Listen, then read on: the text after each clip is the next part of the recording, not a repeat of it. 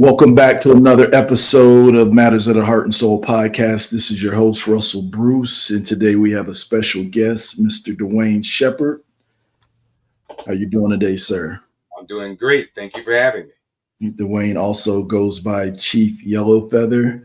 Why don't you tell them your background as far as you being a chief and your ancestor? I'm a clan chief, Turtle Clan chief, and tribal elder for the Pokanoket Wampanoag tribe of the Pokanoket Nation. My 10th generation great-grandfather, Massasoit, was the one who was the first contact with the pilgrims there in Plymouth. He was their friend for 40 years. His son, my cousin, King Phillip, everybody knows him pretty much more as Metacomet in the history books, was the first to go to war with the settlers to try and kick them out. It was one of the bloodiest wars bloodiest Indian wars in American history. And we are now in possession of the first, what they call Indian reservation, ever issued to an Indian tribe in this country. It's called the Watuppa Pond Reservation in Fall River, Massachusetts. All right, good stuff. Also, Duane is an actor, and most recently, he's appeared on the Peacock series, The Paper, and they're about to start a second series. We're going to touch on that a little bit later. But most of you, if you already know him, he has been in the media in recent years as being the spokesperson for Bruce's Beach, or the reclaiming of Bruce's Beach back to the Bruce family. And he's also a Bruce descendant. So we're going to start off talking about that a little bit today. But first of all, go ahead and give them a little bit more of your background and who you are and what you've been doing. Well, I'm certainly a professional actor. I've been acting since I was 6 years old. I've been acting 68 years this December, actually. And I'm originally from Detroit. My mother was an entertainer. Model and singer. She sang with Donald Byrd and a couple of others, and moved us from Detroit to Los Angeles to pursue her career when I was about 6 years old. And so I've been here most of my life, except for the period that I moved back in the 80s and became Director of Youth Services for Coleman Young. So I've been an actor 68 years. I started out here in Los Angeles with my mother. In the first Black musical ever produced here in Los Angeles by DeForest Covan and AC Bilbrew, called We're on Our Way. I've acted all through elementary school and middle school, and then took a little hiatus in high school. I got involved with the Black movement at that time, and then circled back to it in my 20s, and I've been working as an actor ever since. Good stuff. Good stuff. So before we go any further, what I want to do is I want to share a clip with you guys in reference to Bruce Beach, because there's plenty of them out there. And this gentleman is definitely in the midst of everything that's going on with Bruce Beach. Once again, he's been the face of the movement in the reclaiming of Bruce Beach. So let's jump right into this. Very good documentary. I did over 350 interviews internationally during the course of the fight for Bruce Beach, but this was one of the best ones. And these were the first people who picked up the fight to help us.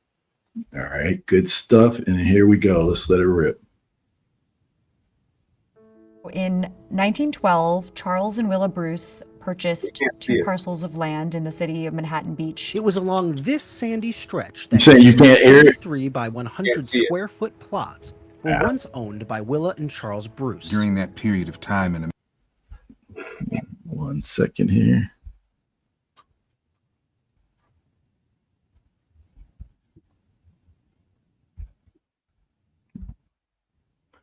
Gonna reshare it.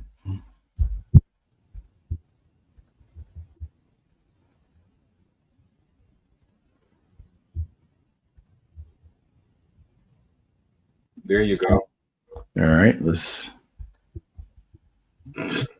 start it over here.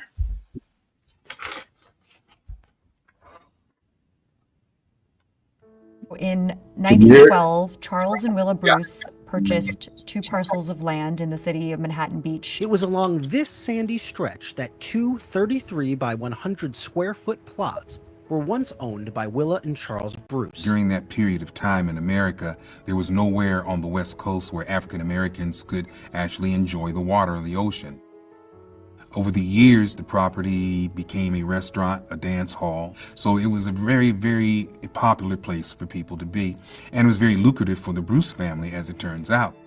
Because of their popularity, they faced violence and threats, a lot of opposition to the growing Black community there in Manhattan Beach. There were attacks by the Ku Klux Klan. A fire was set under the porch of the facility. There were attacks on the various patrons that came there, fights on the beach, tires were slashed. They put in 5-minute no parking signs, so you only had 5 minutes to park there, and then you would get a ticket. This didn't happen in Mississippi or Alabama. This was here in Los Angeles County. The Manhattan Beach City Council decided that they were going to use eminent domain to take the property from the Bruce family under the guise that they were going to put a park there. But the land then sat vacant for several decades. At the time, there were very few places that Black families could go and enjoy the ocean, and its loss was devastating. The Bruces took them to court, lost their entire fortune fighting to get their property back. They died destitute. This is a scar that's been on this family for 98 years. Their lives would have been totally different. They would have probably been multimillionaires by now. You actually see the impact of that eminent domain action today in the city of Manhattan Beach. Black residents only make up 1% of the city. There's very little affordable housing. A group of moms came together in the wake of the Black Lives Matter uprisings in June 2020, and they learned about the history of Bruce's Beach. And one of the moms, Kavon Ward, decided to organize a Juneteenth action at the park to raise awareness about this history, which people had forgotten even though it was in plain sight. It's one of the most renowned beach communities on the West Coast, as Manhattan Beach offers 2 miles of sandy shores and multi-million-dollar homes. Then someone said that Kavon should reach out to public counsel because we are one of the few civil rights organizations that has land use expertise here in Los Angeles. Public counsel was invaluable to us. They were the first to believe that we could possibly pull this off. When the family came to us, they were very clear about their goals. They wanted to get their land back, and they wanted restitution from the city of Manhattan Beach for economic losses that had happened. Area realtors told us that today, their plots would be worth about $20 million. It was very clear we were going to need a range of skill sets in order to help the Bruce family. We turned to Kirkland & Ellis because that is a firm that always brings their resources to the table. The next step was, in order to ensure that the property was rightfully returned and in a manner that could not be later challenged. And that's when we turned to George Fothery. What was very powerful and fulfilling for me, especially as a Black lawyer, was this was an opportunity to really marry my personal values and commitments with the skills, training, experiences, not only that I've got, but to leverage the platform of my law firm. There was this collective voicing that said, I don't care what else is on my plate. We must come to the aid of the Bruce family. We have to make this right. We have to get this property back to them. The Bruce family was robbed of their land. They were robbed of their business. They were robbed of their legacy, but most importantly, they were robbed of their dignity. Today, the county announced it plans to give it back. The county isn't gifting anyone anything.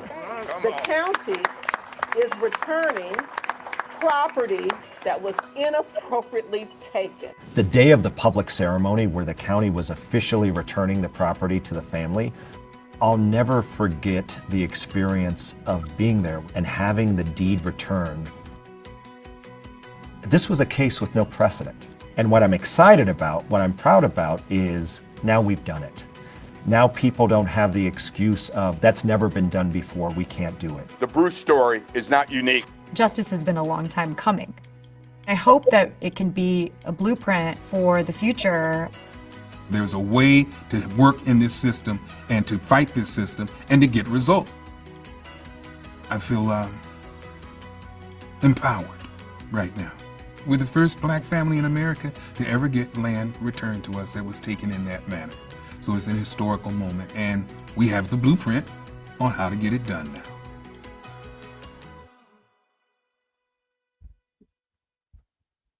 That's an amazing piece right there, man. Thank you. Power to the right people.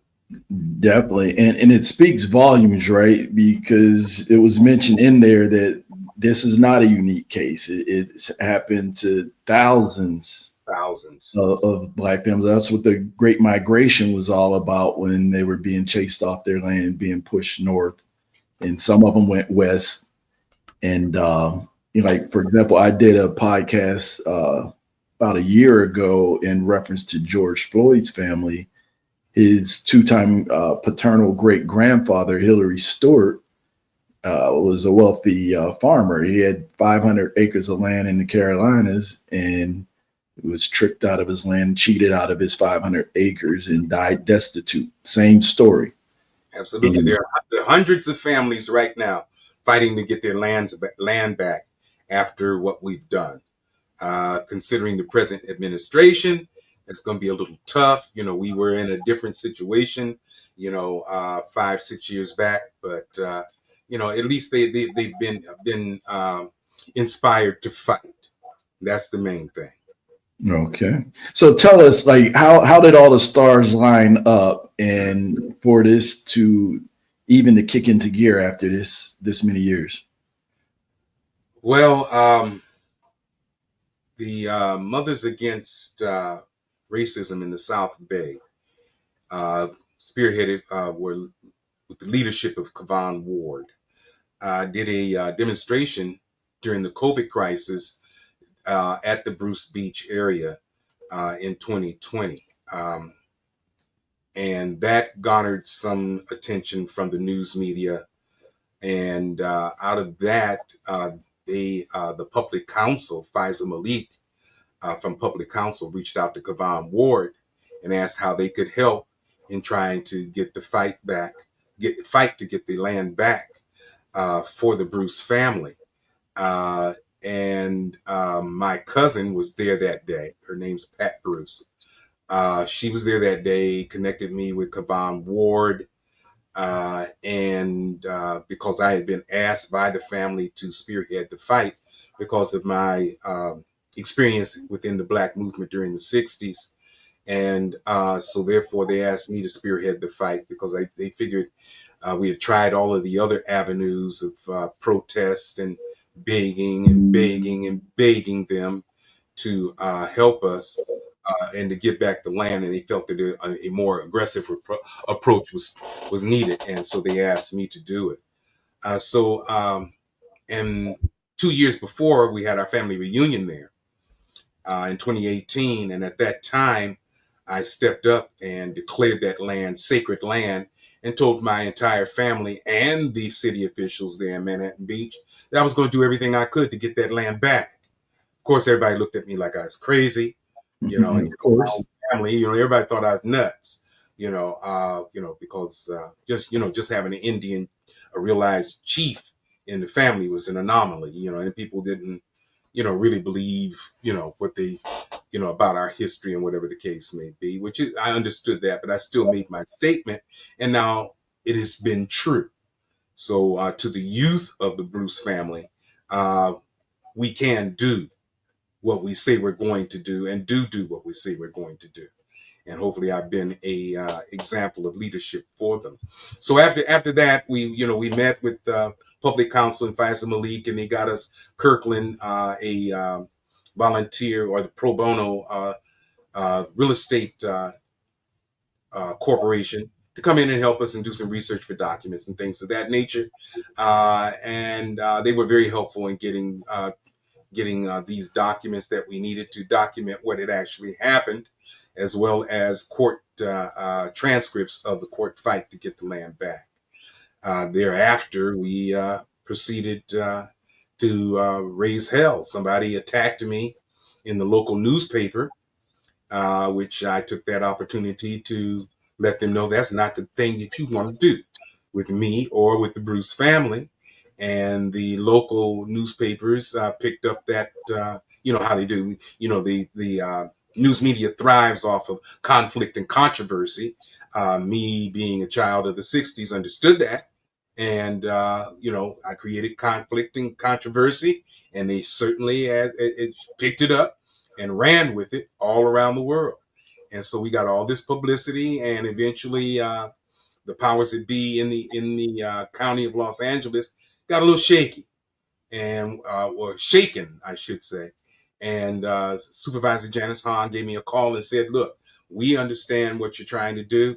We'd like for you to do it with grace, and I want to let you know that the property that you're talking about is owned by the county, and I'd like to see to it that you get it back." And we went from there. She helped it immensely, along with an assemblyman to help get that land back and take it through the course of going through the state legislature and returning the deed to the family. Of course, Manhattan Beach fought us tooth and nail. They were a racist enclave and had many racists on their city council who continually to fight and fight our process of trying to get that land returned to us. They still haven't capitulated to the fact that the land still belongs to us. They acknowledge it, locally, but nationally or internationally, they have not acknowledged it. Yeah. So completely, like at this point, the dust has not settled completely. Like there was a selling of the land that I've seen in the media for $20 million. But then I also read that they are receiving a monthly stipend. No, they're no longer getting the stipend. When they got the land back, they were the managers of the property for 1 year. With an offer from the County of Los Angeles to buy it. The County of Los Angeles would buy it from them for $20 million. After 1 year of doing that, they realized they were responsible for the taxes, the management of the property, the maintenance of the property. And it was just too much. And $490,000 a year just wasn't enough to cover it, as well as the taxes. And so they found themselves in a worse hole than they were before they even got the land back. So they decided to work with the county to transfer the land back to the county, and the county compensate them with $20 million. Okay, you just wiped out my next 2 or 3 questions, like with what you just said, because a lot of times, because a lot of people now are going on to BLM, to the BLM site, and they're seeing these patents that were divvied out to their ancestors, that they're no longer on the land and they're in the hands of other people, and they're trying to figure out how to reclaim them. And I know I've had discussions with different people, like when you have families coming together and you have 10, 20, 30 people, who all, have a stake or a say in it because they're all heirs. Like, how do you make that decision as to what you're going to settle for, what you're going to do with the land? Are you going to keep it in the family? Are you going to resell it? Some people are okay with the long-term play. Some need money now because of their financial situation. So that was pretty unique there. What were some of the things behind the scenes that most people don't know about that you can share? Like some of the challenges, not so much from Los Angeles, maybe within the family. What are some of those things? Well, I was eventually, by my cousin, put in contact with Anthony Bruce, and pretty much the family had not wanted to be involved in anything that had to do with trying to get this land back. His grandfather, Bernard Bruce, was actually spearheading the fight. He was the grandson of Charles and Willa Bruce, and he was spearheaded the fight early in the 70s and 80s of trying to get the land back. They eventually gave them a plaque on the property of the park, which is not where Bruce's beach actually was, but they gave him a plaque on the park in 2007. But pretty much his son and everybody else involved with the family didn't want anything to do with it because they were still traumatized by the threats of the Ku Klux Klan, Nazi Party, and other people there. The family was, young people get very traumatized. The people need to understand that a lot of times you don't need to talk around your children, especially little children. They get very traumatized. They take things more to heart, and the danger that you're imparting to them about issues that are affecting you and your family, is affecting the adults. And so they were traumatized. They didn't want anything to do with it. But Anthony, the grandson, who's the great-grandson of Charles and Willa Bruce, gave me a call. We talked about it, and he was ready to fight for it. His grandfather had actually asked him to fight for it. He didn't know how to do it. And so I told him, look, I've got some experience with this. Let's get together.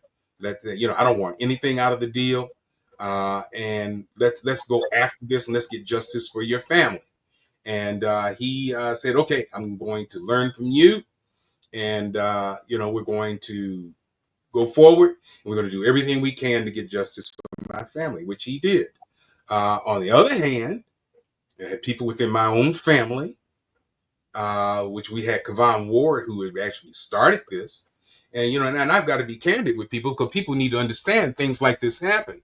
They decided to go renegade on us and decided they wanted to claim the land, and decided that they were going to spearhead their own fight to get the land back, which I had already told my family after extensive genealogical research, we were not related to the Charles and Willa Bruce family. I'm related to them as extended family through their son, Anthony Bruce, whose mother I'm related to through possibly our tribe in the Northeast, through the Wampanoag Indians there. But otherwise, there is no relationship to anybody that's named Bruce other than the actual descendants of Charles and Willa Bruce. And that was researched not only by myself, but two other legal firms who did extensive research and found out that my research was correct. But yet and still, they decided to pick up and decide to do that.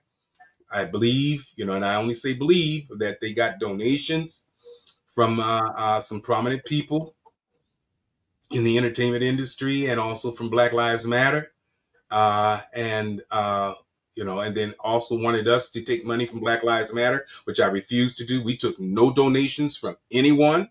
From my experience, when you take donations later on down the road, they decide to say that you misappropriated that money, which is happening with Black Lives Matter right now. So I was correct in that stand, that we not take any outside donations.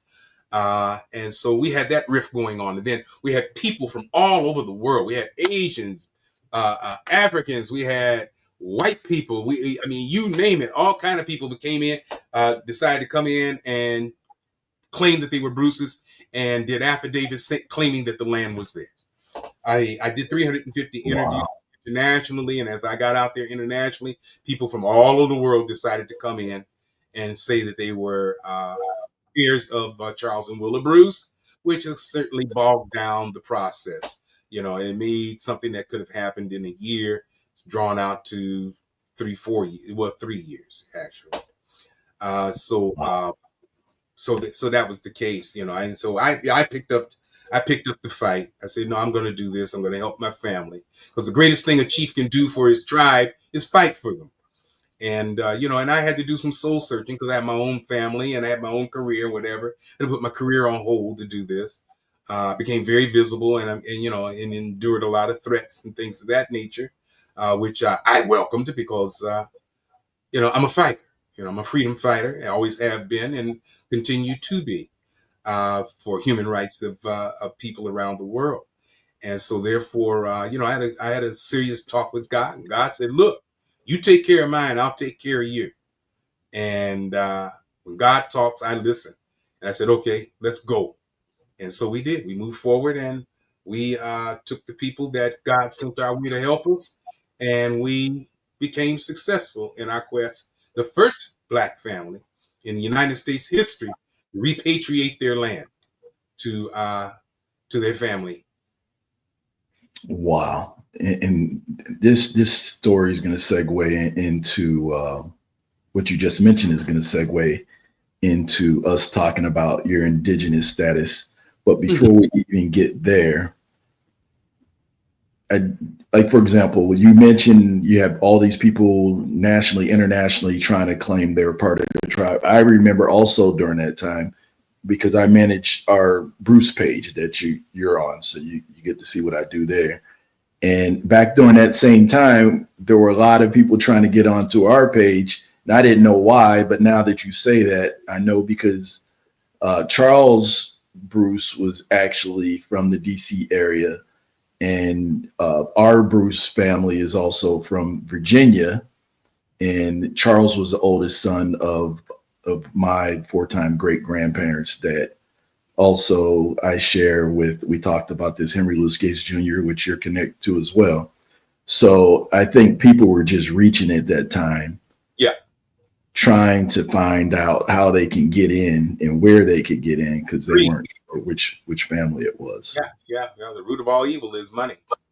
And like I said, I put it out there, internationally, that I was extended family, and that there were only 4 heirs left that were that were descended from Charles and Willa Bruce. People, still, immorally decided that they were going to try and take that land from those people. Wow. So let's segue into this, right? Because you could speak on this better than anybody, because you're a chief of a tribe. Most people have no knowledge of indigenous people that look like us here in North America. Mm-hmm. And today we have been replaced by foreigners. Yeah. So can you touch on that a little bit? Like, give us your Indian background. Well, my background is my great grandparents on my mother's side were Mississippi Choctaw Indians. They were actually slaves of the Bruce family. There were a father and 4 brothers that came here from Scotland that had plantations down south in the United States, and so our families were moved around and transferred back and forth between these plantations over the course of the history of slavery. We eventually settled in Cass County, Texas, with I think it was James Bruce. I think had the family there. I'm not sure of the family name of who had the plantation there, but they were there before slavery. We were there for the Juneteenth celebration in 1869, and were eventually freed. On my father's side, my family were Pokanoket Indians, who are part of the Pokanoket Nation. And my family heritage there goes all the way back to the 1400s, as far as I can trace at this point and document.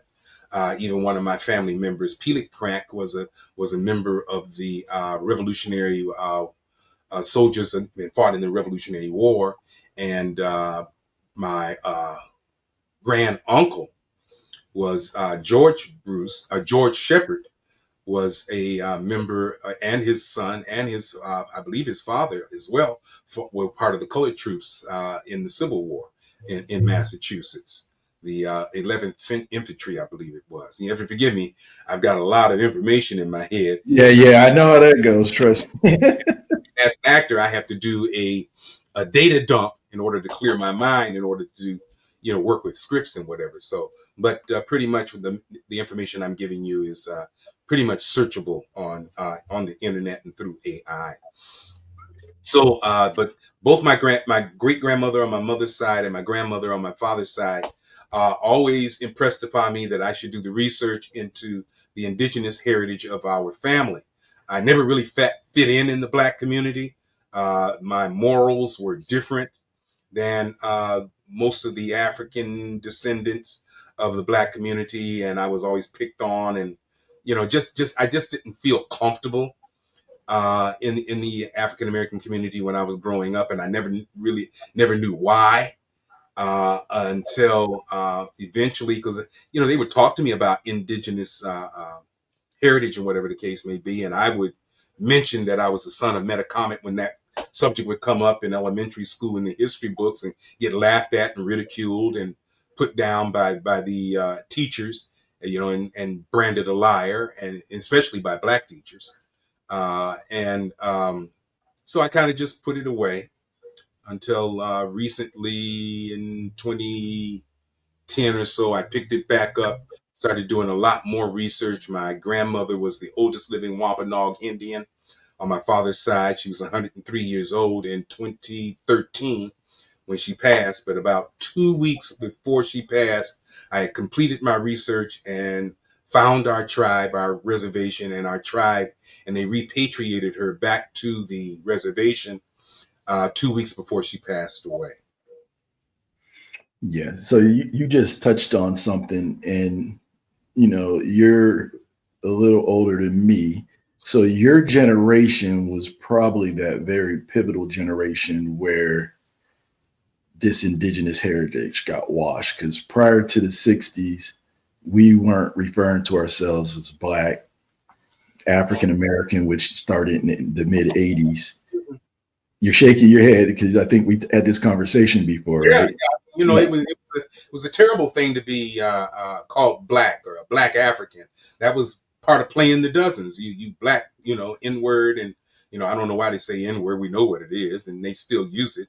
But we're not allowed to use it, but they can use it. You Black African. That was because of Tarzan and how they depicted African people at that time, and as well as Indian. Nobody wanted to be Indians except our people. It was a big joke to say that everybody was Cherokee. Turns out a lot of us are Cherokee and Creek and Choctaw, and and we were slaves, and some of us are actually descendants of those chiefs who took us as slaves from those tribes. But no, there was a lot of that that was going on. It was a lot of, and we have a lot of indigenous heritage in our family. What happens is people don't understand. We only had a verbal history, oral tradition that was passed down. We had oral traditions. We did not have our indigenous people did not have written languages. Everything was oral until the white man came along. That may be one good thing about them, is that they documented everything, good and bad, about themselves and their encounters with us. And that's how we're able to research things now. But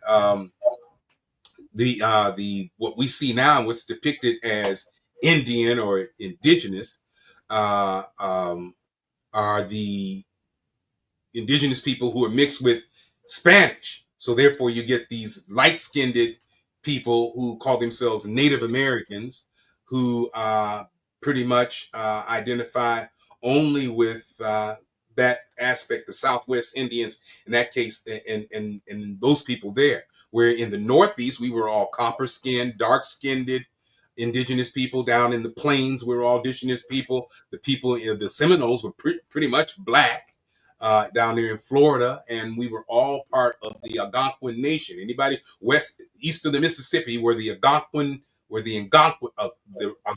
race, which we had different nations and families, tribes, but we're the Algonquin race, and it goes all the way from Florida all the way up into Canada. We were all Algonquin, and we still speak the Algonquin language there. How about down into Mexico as well? Mexico, that's a whole different thing. You had the I forgot what is it? The Africans were there at first. I'm talking about prior to them getting there, like the Mayans. Like if you go to look at the dark-skinned people as well. Yeah. And then you had the Africans that came there. I think they called Mamluks. I forgot what their name was. They were there for quite a long time, and this is why a lot of Mexicans have a problem with African Americans here in here in Los Angeles and California, because they hate their Indian heritage and their curly hair, and then sometimes they're dark skinned and they're Black Mexicans here who speak Spanish. So there's a lot of heritage there that they try to put aside, and the difference between indigenous people and Native Americans. Native Americans have made treaties with the United States in order to get compensation from the United States so they can take care of their tribes, and I've got no problem with that. But they've given up their sovereignty. They go by blood degree. With our tribe, you got one, and most sovereign tribes, if you got one drop of indigenous blood, you're indigenous, you're part of that tribe. Where here, one with the others, 1/16 blood degree, then you're no longer a part of the tribe, which means, and pretty much they're whitening their tribes, and they have no idea. They're wiping out their heritage. Because most of the young people in these tribes are getting off the reservations and going into the urban areas because they can't make any money on these reservations unless they got casinos. Yeah, and let me give you some information here, and you could validate this for me one way or another, because I spent a lot of time studying this, right? So what I've seen, and you mentioned these treaties, right? That these treaties were signed by, like, say, for example, you mentioned the Scottish Bruces, right? And James Bruce in particular. So James, some of the records that I studied when you shared your genealogy with me in Charlottesville, North Carolina, he's listed in Carter G. Woodson's book, the 1830 Free Negro Slave Owner book. He's actually listed in there as one of the largest slave owners there in Virginia at the time. And he was a man of color. His paternal line was an Indian line. His mother's line was an Indian line. And his father's line went back to the House of Bruce in Scotland. So it was a royal family, right? But he was a man of color, but he did own land in other places as well. So, and I think he's probably a freed slave, most likely. Well, I read a book. There's a book I found on, because when I'm searching for my ancestors, I dig in all these other families to get history. And one of them did say that. And he had a guy that he was more of an indentured servant, because he had a guy that took interest in him and taught him business. And he opened up one of those stores where, because you didn't have stores like you have today. So it was like a store where people would trade and barter, and he would have foods, et cetera. And he became wealthy from that, and he started his own farm. And it's pretty much unmanned, because in 1830 it says he had 88 slaves, and I think he didn't even live there for the most part, because all it listed was the 88 people. So he probably had overseers that managed it for him. And then his son Charles Bruce, your other relative, was connected to Charles, his son. So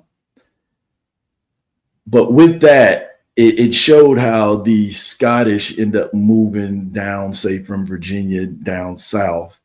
And the thing is, they would always get with the indigenous women, have children with them. That's how they got into the tribe. Yeah. And if you look, the 5 civilized tribes that the United States government recognized all have the McClures and all these different Scottish, Irish people at the top of them, and that were mixed with the indigenous people. That's where a lot of this came from, start lightening up the tribes. They are the ones that wrote the treaties. All 5 tribes, those treaties were all written by people who had Scottish ancestry. Absolutely right. Absolutely right. The indigenous tribes did not write these treaties with the United States government. No. And then one more thing, and then I'm going to see if you could fill the gaps for me on this, is when people talk about the slave trade, they think African or Black people are synonymous with slaves. That is not how slavery began in America. It started off with them warring with the indigenous people who were here. And that went on for hundreds of years. So you hear all these Indian wars, but yet when you start digging through all the records, it was people that looked just like us. It weren't these Plains Indians. No. Yeah. But even though, and the Plains Indians that you're talking about, those are just the pictures they show you. The Plains Indians were even darker. They were your complexion. I mean, you could go and look at the Choctaw and people out there on the plains, and they were really dark people. Very dark-skinned people. Very dark people. They practiced Islam, some of them. They had contact with the Africans, hundreds of years before anybody even knew that they existed here. Our treaty was with King Charles III, the Nut, And our people actually did negotiate that treaty with them. And right now that treaty is still in force in the United States and would cause an international incident if they broke that treaty. So therefore, we continue to be a sovereign tribe. We're a sovereign nation, not under the jurisdiction of the United States. So some tribes still have that status to be sovereign nations. I forgot your question. Go back to your question, please. You have to forgive me. Sometimes I lose my train of thought. No. I was just talking and just see if you could fill in the gaps, but you were pretty much agreeing with what I was saying, and then we were talking about the treaties. But another thing, there were Africans that came during slavery, but only 3 or 4% came to North America. Right. Of the 12, we were talking about Indian slavery. Yeah, well, the Indian, well, I mean, they took us as slaves, but the Indian men wouldn't work. So therefore, they were shipped off to Barbados. That's where a lot of my family is. In St. Charles Island and Barbados and other places, because the Indian men wouldn't work. The women, were pretty much the workers. The men were hunters. That was our job. The women, they built the weetus, what you all call teepees now, but we had weetus and things of that nature, and they would move us from the coast to other parts of the reservation according to the season. So they took care of building all of that and the cooking and taking care of the village, while the men were the hunters. We went out and got the meat, and we were also the fighters. We were out to defend the tribe against other family members who would encroach in our areas, pretty much to take the women and children, whatever the case may be, whatever they were trying to do. So therefore, no, but the Indian men would not work. We were not workers. We were fighters. And so the white man eventually decided, well, he could not take this Indian population, and I'll come back to the word Indian in a minute, and make them work. So therefore, they had to start bringing in African slaves to do the work, because we weren't going for it. That word Indian comes from Latin word Dios, which is a Latin word which means people of God. People of God, correct. Yeah, people of God, which is what Columbus called us when he came over here, and while he was lost and got directed away from here as fast as we could possibly get his ass out of here. But he took some slaves with him. And so the illiterate white people, and most of them were illiterate that came here, decided that Indios translated to Indian, just like the word nigger was translated from the word niggard. They could not enunciate the word niggard, so they started calling us nigger.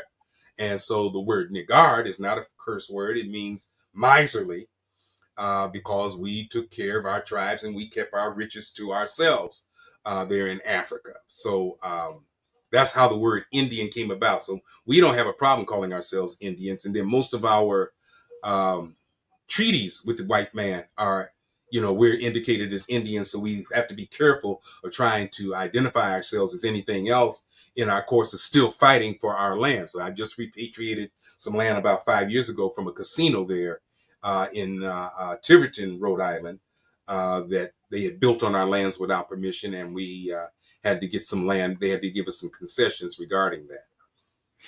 So can you give us what you know about the 1924 Racial Integrity Act and what impact it had on so-called Black indigenous people? Well, they're saying one drop of blood made you African American, or made you Black. Is that the one you're talking about? Well, Arthur Plucker, who was the head of vital statistics in Virginia, what he did was he made it illegal for Black people to classify themselves as Indian. Oh yeah. So what he did was, and even white, because there's a play on words, like white and Black have nothing to do with skin color. It was all about a caste system, and it was all about status, right?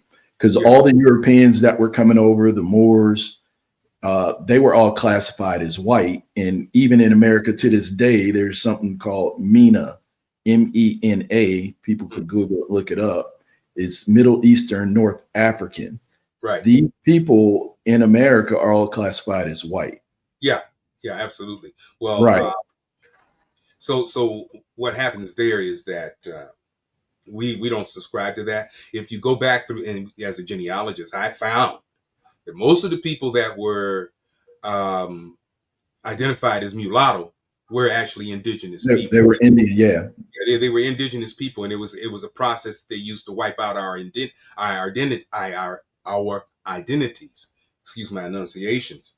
And because our tribe, the Pokanoket Nation, it was against the law until just recently in the 2000s for you even to say the name Pokanoket or Pocasset. And we had other tribes, play on that and try and come in and take our identities and our lands, which we weren't going for. And we spoke up, and because we started speaking up about it, it became it became back into the history and to the forefront of Indian history. But yeah, they all around the country, they identified Black people and indigenous people and people that were mixed as mulattoes. So that was it. So I'm not familiar with the 1924 Act. I probably am, and it's probably something that I've come across and probably have in my research here. And if because with history and there are a lot of historians now, and I'm going to say this because especially with us being older, especially in the '60s movement, we did a lot of historical research. And this is the reason we had a rift with our parents, because our parents never taught us anything about the greatness of African people. When we looked in our history books, when I was in elementary school and middle school, I was sickened and heartbroken that the only picture I saw of Black people, even though we heard the history of the Indians, everybody else, when it came to Black people, there's a man standing there with a straw hat on and a hoe in his hand or a rake in his hand, and Black people were descended from slaves, and that was it about our history. I mean, that was literally it about our history. And so when we in the '60s, when we found out about our African history and the greatness of our people, well, hell, we got pissed off. And the young people, we got pissed off. And this is the reason we got a lot of the rights that are being taken from us now, is because we were willing to fight for our rights, because we knew that we were fighters and people of great heritage in history. And so this is what scared the white man a heart attack. They said, "Oh no, this." We said we ain't gonna be nonviolent here. We decided to break away from the turning the other cheek, and especially with Malcolm and Stokely and all the other brothers that were leading us at that time. We decided to fight for our rights, and that's how we got them, was by fighting. We did not get our rights by sitting in. They decided to work with the people who were sitting in the NAACP and some of these other coward organizations, because we were out there slapping their mama upside the head and beating their kids up in school. And they say, "Oh, no, this has gotten too much for us, and we're going to give these people some rights so that we can tone this down." And so that's how a lot of the rights that that they're taking back now, we got. Plus, a lot of the white kids at that time, because they were under pressure from us and the Black student unions and other organizations, started their own organizations, Students for the Democratic Society, the Weather Underground. We were raising hell in this country, and they were about to lose it. We were about to overthrow this government, and they were afraid of what was going to replace it. Well, I think, man, we're gonna have to do it. This is a whole podcast, because some of the things you're saying, there's been a lot of talk about that, right? Where were you at in the '60s during not your high school years, college years? I was here in Los Angeles. In fact, I was at Crenshaw High School. I was right. graduating class. Yeah. Crenshaw High School. They called it Fort Crenshaw at that time, because we were raising hell. 1968, 69. Los Angeles was a powder keg. Even the middle schools are raising hell. And see, this is the stuff they don't tell you in the history. They tell you how the Panther Party and all them got, broke up and shot down by the American authorities and whatever the case may be, and how we were infiltrated and disorganized and all that. That's a bunch of bullshit. We were very well organized, very well armed, right down to the middle school level, and we put America in the crosshairs and went after their asses. This is why most of the Bank of Americas that you see, for a long time, you saw them in bungalows, is because people were blowing them up. We had an organization called the Black Demolition Team, BDT, and they were blowing up these banks in these brick and mortar buildings, and so they started putting them in trailers, so that if they blew them up, they wouldn't lose as much in the way of property. So you're saying a lot. We really need to like have a podcast just on this. So you obviously crossed the paths of Judge Joel Brown in your youth, then. Oh yes, absolutely. He has the exact same story that you're giving right now, right? Well, yeah, he's come up from that era, and it's not.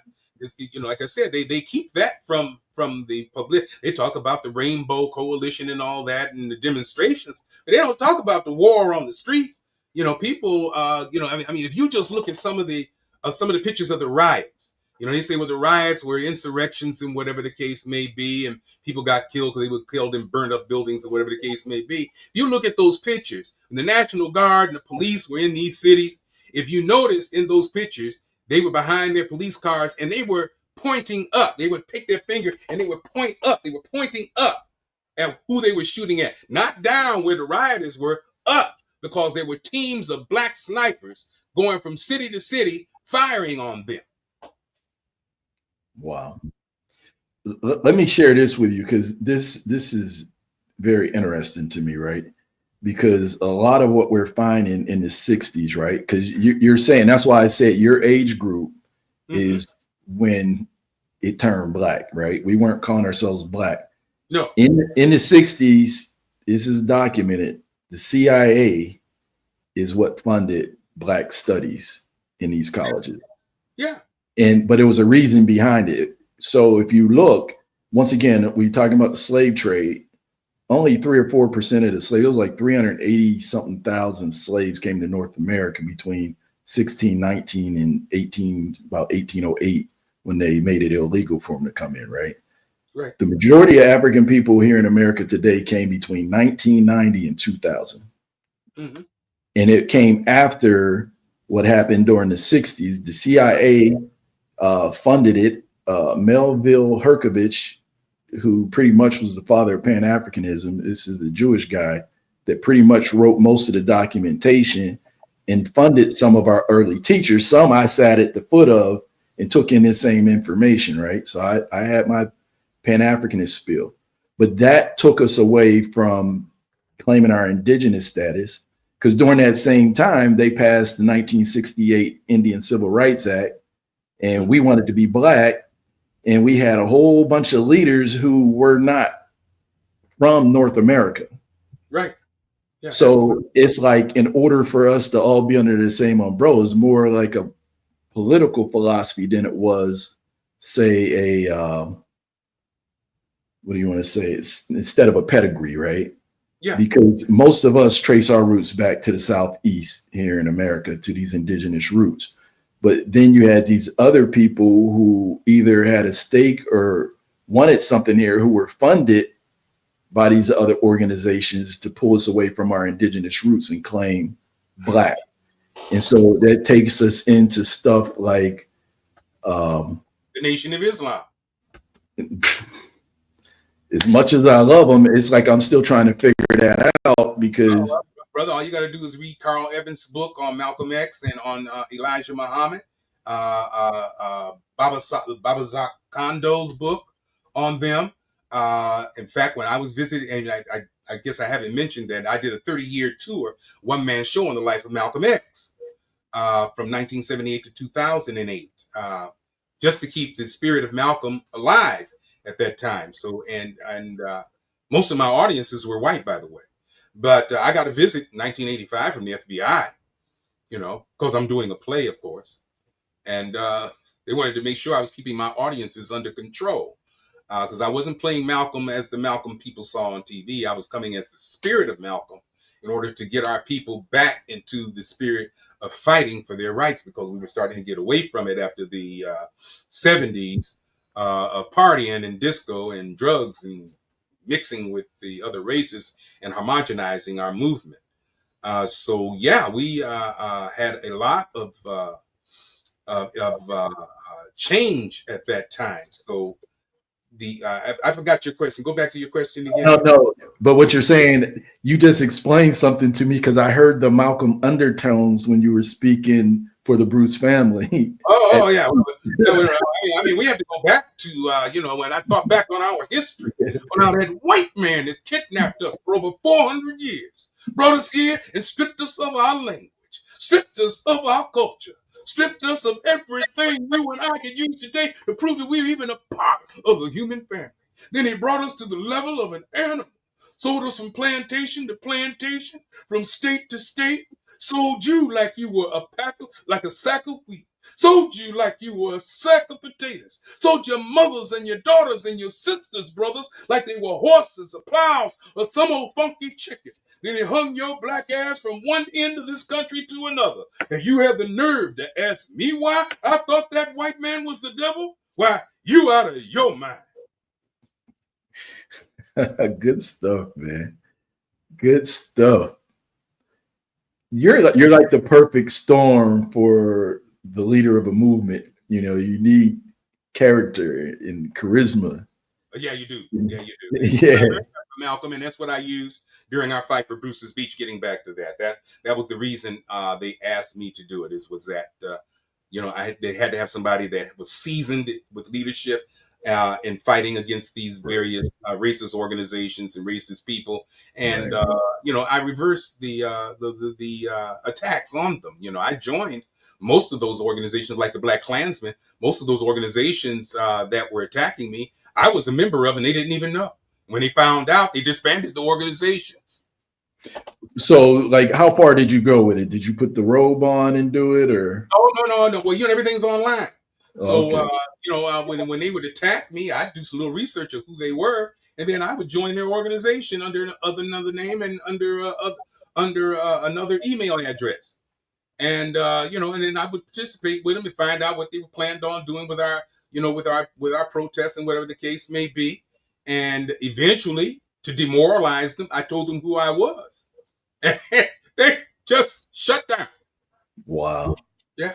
Wow. It's interesting because if you really dig into the history of the Klan, which started like around 1865, like right at the end of the Civil War, you'll see that there were Black people like that were high-ranking members within the Klan, because it was all about, because our people were the people who held the wealth and owned the land in the South. Yes. So during Reconstruction, we controlled the political parties down there. Like you look at Louisiana, pretty much all the state senators, all the House representatives, like we had large numbers all the way through the Southeast, all the way up to Wilmington. So that was the reason for most of those riots. But you had different factions of Black people who may have been, Absolutely. They in fact, with the Nation of Islam, going back to Nation of Islam, they had a non-aggression pact with the mafia there in Chicago, and they also owned land. They bought land from the Ku Klux Klan down south in order to grow their beans and whatever else they were growing down there for their bean pies and whatever the case may be, as well as smuggling drugs in in the cases of their whiting, their H&G whiting fish from Peru. There were a lot of things, and when the FBI, going back to the FBI visiting me, they're the ones that told me. I'm not telling the lie. It's part of their investigations in the Nation of Islam that the entire hierarchy at that time were FBI. The Nation of Islam was created in order to identify and classify and contain the most militant forces in the United States. And if you go back through history, through all of our rebellions, or whatever the case may be, the Nation of Islam never took part in any of it. And that was our problem with the youth in the Nation of Islam. The youth, our youth movement, was the fact that while we were out there fighting in school walkouts and whatever, they were standing around selling papers. No, and they don't participate in the voting process. Oh, no. In my part now, I'm starting to find out, like, the name changing to me could end up problematic, because a lot of times if you're an heir to property and you're throwing your name away, it's like, how does that work? You've lost your history. Now you become an Asiatic Black man, born maker of the earth, power, civilization, God of the universe. No man is God, number one. Okay, and so but I'm not going to go into that. I'm just going back to historical facts and what the FBI. Yeah. But it's like all those organizations, though, back then, there's this big joke that, in the 60s when they marched on Washington, the bad thing they were hiring. Yeah. Because you have, like, for example, I don't know if you're familiar with the preacher who slipped up one day. I think Dick Gregory was exposing him. Yeah, said that he moved out the way and gave the shot. Exactly. Yeah, all those people around King, he had a lot of Judases around him. Oh yeah, Malcolm too. Yeah, it's the same thing with the Panther Party. Too, and they said the cocaine was coming into the Panther Party and whatever the case may be. Well, who was bringing it in? We don't manufacture cocaine. No, you don't own the ships and planes to bring it in. Right, and so there was a lot of that going on. We had to be smarter. I was fortunate to be trained by people who were seasoned beyond before my generation. My godfather was the secretary for the Republic of New Africa, and working with Omari Obadele, and which eventually became the New African Freedom Fighters, which was the Black Liberation Army. And my uncle was Sam Damu, who was the right-hand man for Malana Ron Karinga in the US organization at that time. So I had, and then there were other people that, because we were young, took us under their wing and, advised us and gave us help. And so we were not subjected to the CIA version of Pan-Africanism and Black history. We were doing our own personal research. And then we were able to break away, and we were the ones they couldn't handle. And that's the story they don't tell. They tell you about the Panther Party and us organization and the rest of them. They don't talk about the young people who took off and did their own thing and were the ones. Right. Yeah. And I think what happened was their big thing back then, one of the reasons for doing, there were probably several, right? To take us away from our indigenous heritage and start teaching us that we were from Africa. Yes, absolutely. And that's what started with the Black Studies program in Melville Herkovich, right? Right. And they were saying that the Black man has history there. But if you read all the writings, you would have had people like Frederick Douglass and them talking about us being from Africa. And if anything, he spoke against it because in the early 1800s, when they created the American Colonization Society, they were trying to get free the freemen, like to get on the ships and go to Liberia. So if you look, and my cousin Paul Cuffey was the first black merchant in America. Connected to that same Cuffey line. Yeah, his mother was Wampanoag Indian, lived on the reservation. My family lived in their house. Ruth Cuffey, Crispus Attucks, they claim was Black. He was a Wampanoag Indian. Okay, so this is the reason they shut us down and didn't want that history and how we have worked together as African and African American, African and indigenous people for our survival. Because without the both of us, we would not have survived. Black people did not know how to do a lot of things that they needed to do survive once they left those left those plantations. They came straight to the reservations. We took them in, and this is my problem with the Buffalo Soldiers. Because they were Seminole Indians who went to Mexico during when they were starting to lose the Indian wars down there in Florida. Went to Mexico. They couldn't handle the conditions in Mexico. They came back here, joined up with the United States Army, and started leading these white people to the various reservations and teaching them our tracking techniques and fighting techniques against the very people of their families. Well, they were the ones that actually rounded them up and pushed them to the reservation. Yes, absolutely. And people don't know they were actually the ones who went to San Juan Hill with Teddy Roosevelt. They were the ones that they crossed over from Buffalo Soldiers to his Rough Riders. But again, the color of those people is not shown in history, but that's who they were. Right. So they continued their history of fighting their own people. Right, but were they pushing the American Indians or the Native Americans? Because there's two different groups of people. Well, at that time, there were no Native Americans. We were right. All Yeah, that term just came into play probably 1970s. Prior to that, there was no such term as a Native American. Right. When they passed the act in order to start giving monetary help to the indigenous people. Right, but that remind me, we were talking earlier, and I think that's when you were asking me what my question was, because I was saying how people think the term slave is synonymous with African, but for No. all intents and purposes, slave comes from Slav, because it was actually all those poor, uneducated white folks that were coming here working on a plantation owned by the American Indians, right? But Yes. anyway, make a long story short, there were also the coolie slave trade that took place, right? Where you had these Chinese slaves that came to America. Then you also had the Filipino slave trade, where they were bringing them into Mexico, like both the coolie and Filipino slave trade, and some of them end up in America. Those people were later classified as Native American. Yes. So this is probably one of the reasons why they don't want Native Americans doing DNA tests, because it's going to take them right back to Asia. Well, no, the indigenous people don't want to do the DNA test because of how the white man, they're afraid of how the white man will use those DNA tests against us. So, and that's one part of the problem with my tribe and the people in the Northeast. They refuse to do those DNA tests, but we don't want no blood degree indications of who we are. Yeah, probably yours because of obvious reasons, right? But you have a situation now where the majority of them, if you Google a chief or whatever, they all look European. Oh yeah, except their descendants and the freedmen are their children. Right, but if you really dig deeper, the freedmen were the original American Indians, and it got flip-flopped. Well, to a certain extent, yeah. Yeah, because that was the whole thing. So it's like, if you look, the people who were fighting in the wars, like the Seminoles or the Yamasee, I'm saying that wrong. But anyway, the Yamasee, right? Yeah. So when you look back at these wars, and even I think the University of Penn actually dug up these graves, like the mass graves, to study these bodies. They know exactly who these people were. Oh yeah, they weren't the Asiatic or the Mongolian type Native American. They look just like us, kinky hair, dark skin. Yeah, but these were the people that were classified as freemen.